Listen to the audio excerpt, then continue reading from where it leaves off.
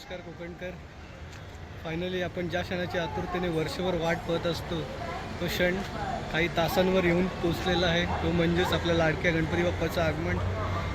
बहुतेक चाकरमानी गावी पोचले असतील. मी देखील निघालो आहे. माझ्या लाडक्या बाप्पाचं आगमन घरी तर झालं असणार, परंतु विराजमान उद्या होणार आहे सकाळी. तर आज आपण आहोत कुर्ला नेहरूनगर बसस्टॉपवर आणि कोकणातील गणेश उत्सव कशा पद्धतीने पार पडतो, पारंपरिकरित्याने पार पडतो, हे आपण या व्हिडिओच्या मार्फत उद्या तुमच्यापर्यंत पोहोचवण्याचा प्रयत्न करेल. नक्कीच या लाल परीच्या आशीर्वादाने 5 तासाचा प्रवास सुखरूप झाला आणि मी पोचले आता मांडगाव स्टेशनला. रात्रीचे वाजलेत 12:15. रात्रीचे वाजले 3. जवळपास गणपती बाप्पांची सर्व तयारी झालेली आहे. डायरेक्ट उद्या गणपती बाप्पाचे आगमन दाखवेल. येताना काही दाखवलं नाही कारण बॅटरी पण खूप कमी होती, 20%च होती. येऊन डेकोरेशनला लागलो, काही कामं केली, त्यामुळे काही शूट करायला जमलं नाही एवढं. परंतु बाप्पाच्या काही कॅन्डिड्स व्हिडिओ आहेत ते या व्हिडिओच्या माध्यमातून पुढे तुम्हाला दाखवतो.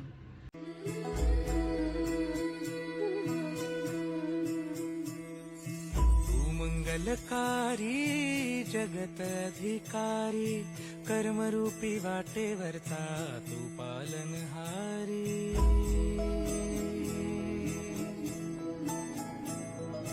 तू मंगलकारी जगत अधिकारी कर्मरूपी वाटेवरचा तू पालनहारी. तू आरंभ तू विशेष तूच मुचा श्री गणेश. तू आरंभ तू विशेष तूच मुचा श्री गणेश. गणपती उत्सव म्हटलं तर बायला डान्स किंवा शक्तितुरा हे कोकणातील मोठं एक पारंपरिक नृत्य आहे, ते आलंच. थोड्या मिनिटांमध्येच त्याला देखील सुरुवात होत आहे. तर ते नृत्य कशा प्रकारे सादर केलं जातं या व्हिडिओच्या माध्यमातून तुम्हाला दाखवेलच.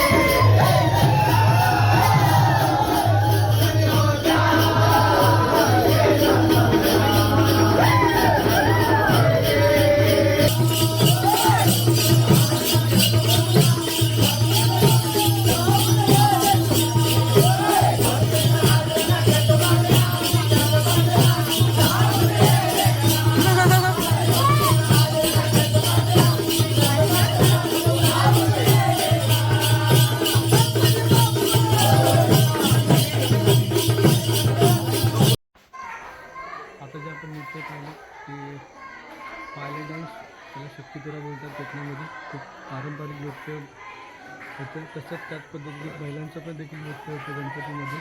थोडा वेळ दाखवतो तुम्हाला.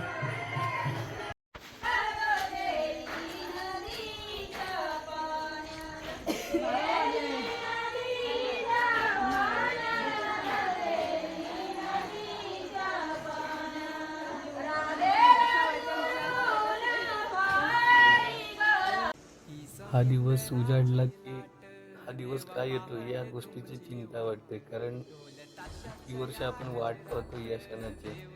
आणि 1.5 दिवस कधी गणपती बाप्पा घरी येतात आणि घरी निघून जातात हे काही कळतच नाही. या दिवसाची खूप आतुरतेने वाट पाहत असतो, परंतु गणपती बाप्पांच्या सेवेत खूप वेळ कमी मिळतो. गणपती बाप्पा तुमची सेवा जर का माझ्याकडून काही अपुरी राहिली असेल तर क्षमा मागतो आणि तुम्ही पुढच्या वर्षी लवकर या अशी आशा बाळगतो.